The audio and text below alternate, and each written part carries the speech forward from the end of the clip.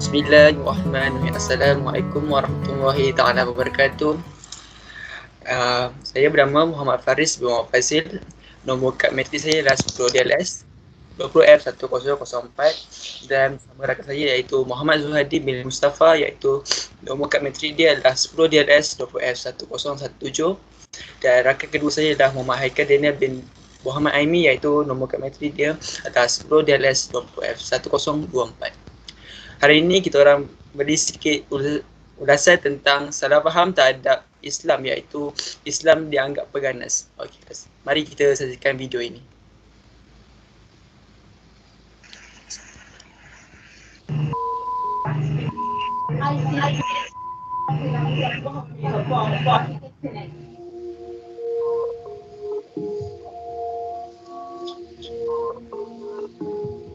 But you're lucky I'm taking you into it. You never had a kid again. Stupid. Long legs and donkey knees.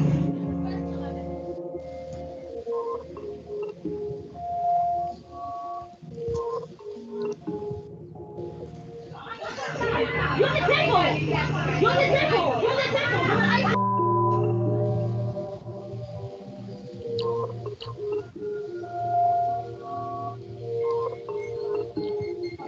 No, I'm not finished. Never. Make me stop. Make me stop. Make me stop. Make me stop.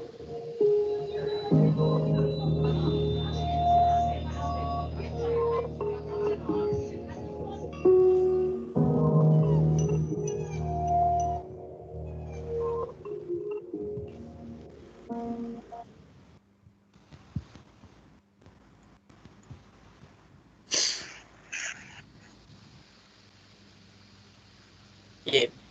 Saya akan mulakan dengan misi. Misi kita orang adalah menerangkan tentang salah faham terhadap Islam supaya tidak diputarbelikkan.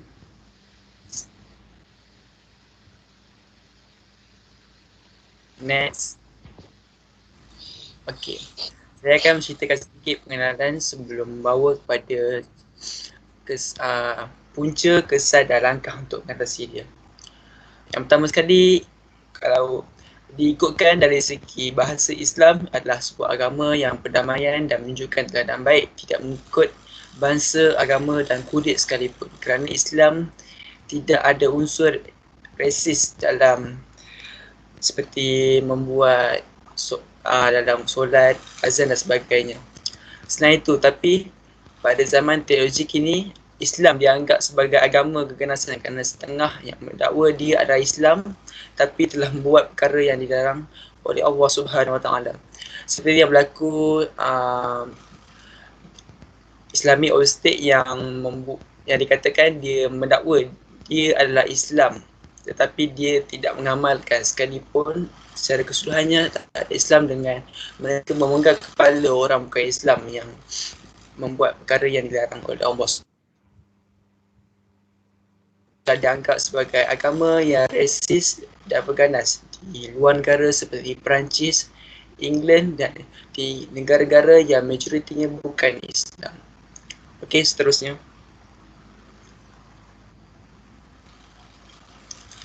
Dalam firman Allah Subhanahu Wa Taala berkata dalam surah Al-Hajj ayat 78, Dia telah memilih kamu dan tidak menjadikan kamu menanggung susah payah dalam perkara agama bapa kamu Ibrahim.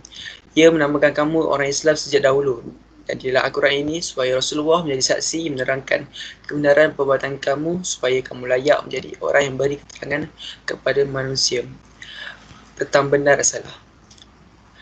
Dalam firman dia berkata, kalau Allah tu dah beri kita ilmu tentang Islam, dia takkan hina Islam tu dan menganggap Islam itu adalah sebuah agama yang berganas dan serta rasis. Okey, seterusnya. Punca berlakunya salah faham terhadap agama Islam.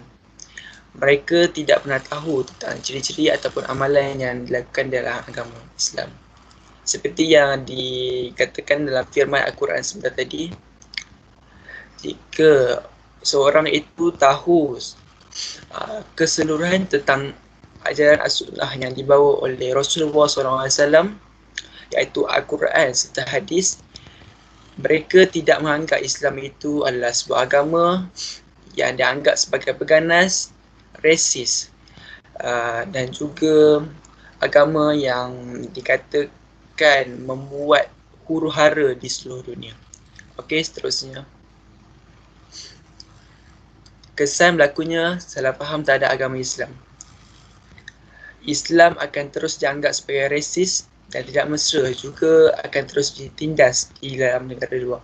Seperti yang berlaku di Myanmar, seperti berlaku di England, seperti berlaku di Amerika Syarikat. Agama Islam terus ditindas dengan cara memaksa mereka membuka tudung ataupun hijab, serta agama Islam banyaknya dibunuh kerana mengamalkan ajaran Islam. Justru itu orang Islam takut untuk bercuti di luar negara, terutamanya di negara yang kuatnya resis terhadap agama Islam. Okey, seterusnya. Cara untuk mengatasi berlakunya salah faham terhadap agama Islam ialah sebagai saudara se-Islam, kita haruslah terus menunjukkan kelakuan seperti yang ditetapkan oleh Allah Subhanahu Wa Taala supaya tiada orang pandang rendah maupun benci terhadap Islam. Seperti yang kita lihat dalam media sosial sekarang ini, rata-rata remaja di Malaysia menunjukkan kelakuan yang buruk seperti tidak menutup auratnya sepenuhnya. Justru itu, agama Islam akan terus dipandang rendah oleh agama lain. Okey, itu saja dari saya. Okay, terima kasih. Terima kasih Faris. Seterusnya saya Muhammad Al-Hadi bin Mustafa, nombor batch 10 DLS 20F1017 akan meneruskan tentang kesan, punca dan juga cara mengatasi hal ini. Okey.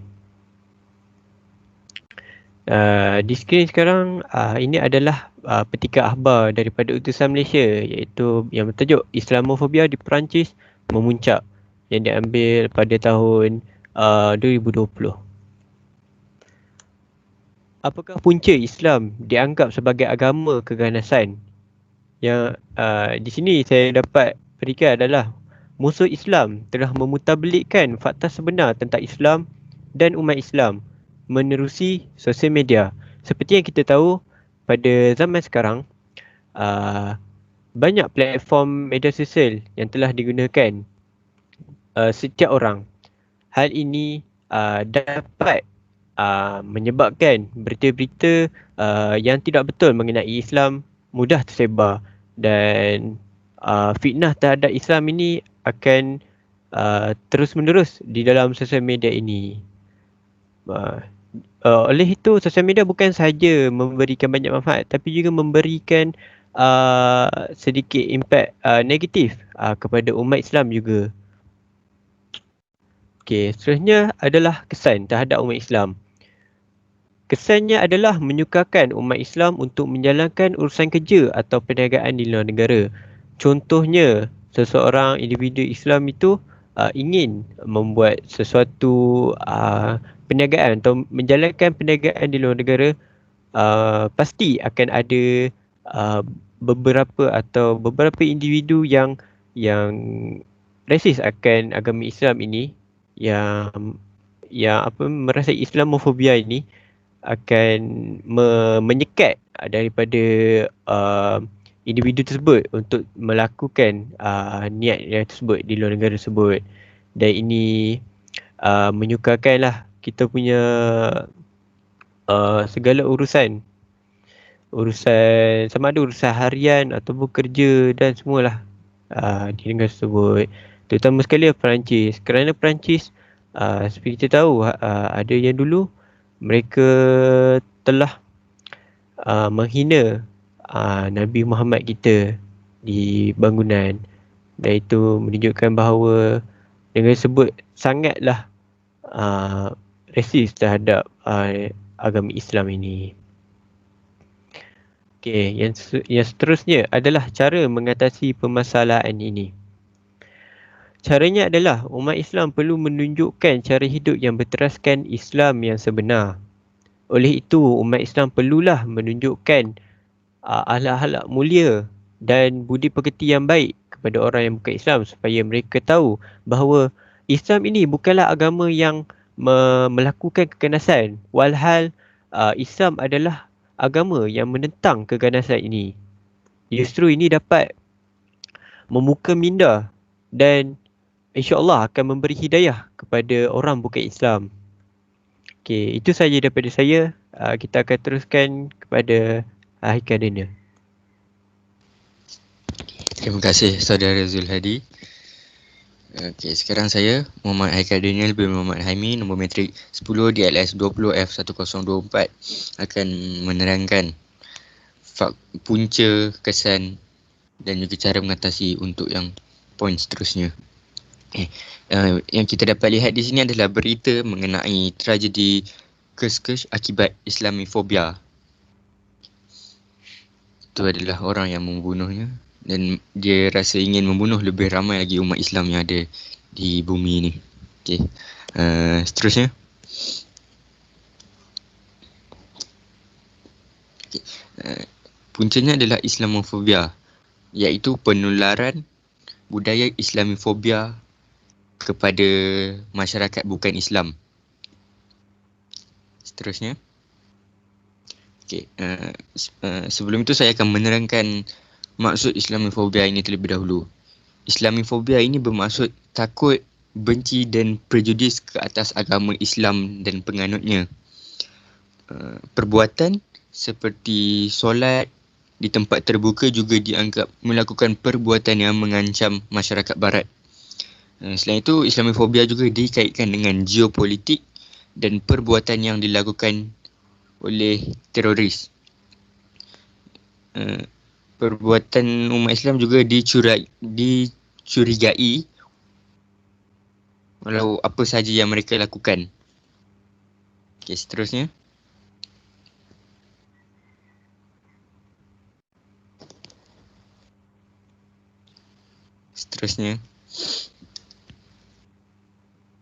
Okay.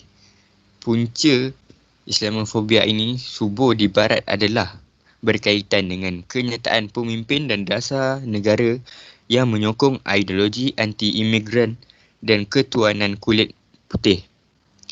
Pemerintahan Trump sebagai Presiden Amerika sejak Januari 2017 memperlihatkan peningkatan kadar kebencian kepada Muslim di barat. Manifesto Xenofobia atau anti-imigran dan dasar Trump menyekat kemasukan imigran dan perjalanan Muslim dari negara-negara seperti Iran, Libya, Syria, Somalia dan Yaman dengan jelas diterima oleh sebahagian besar penduduk Amerika. Ini adalah ideologi right-wing ekstremis diterima dan dipraktikkan di barat. Malah kenyataan kebencian yang disebut beliau juga menular ke negara-negara Eropah dan sebagainya. Seterusnya. Kesan daripada penularan budaya Islamofobia ini telah membawa kepada tragedi Kesh menunjukkan bahawa ideologi ini telah tersebar di merata negara sehingga menanamkan sifat kebencian mereka kepada umat Islam yang ada di seluruh dunia. Hal ini telah membawa kepada perasaan masyarakat bukan Islam ingin membunuh umat Islam yang ada. Oleh itu, ini akan menyebabkan kerisauan terhadap keselamatan di kalangan masyarakat Islam. Seterusnya. Okay, cara untuk mengatasi daripada penularan budaya Islamofobia ini adalah perlu melakukan penerangan agresif. Penerangan yang agresif mesti digerakkan oleh pertubuhan dakwah seluruh negara bagi memberi kefahaman dan penjelasan terhadap ajaran serta nilai luhur agama Islam yang sebenar. Masyarakat bukan Islam hendaklah diterangkan hakikat ajaran Islam yang menekankan prinsip keseimbangan, keterbukaan dan kepelbagaian sejagat. Hal ini mampu untuk mendamaikan keseluruhan masyarakat agar tidak berlakunya salah faham di antara agama lain kepada agama Islam. Okey, seterusnya.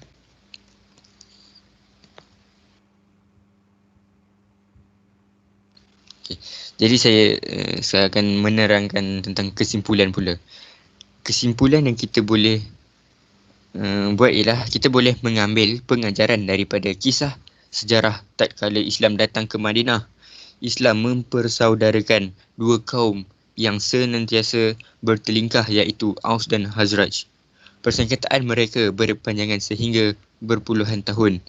Islam telah mempersaudarakan mereka semula. Tidak ada manfaatnya jika masyarakat sentiasa bermusuhan kerana permusuhan membuka kepada pintu kelemahan dan kehancuran. Okey, seterusnya.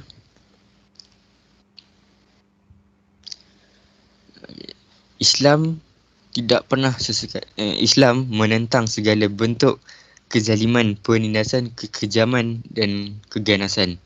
Begitu juga dengan agama lain, tidak ada satu pun agama yang menerangkan kebaikan tentang keganasan.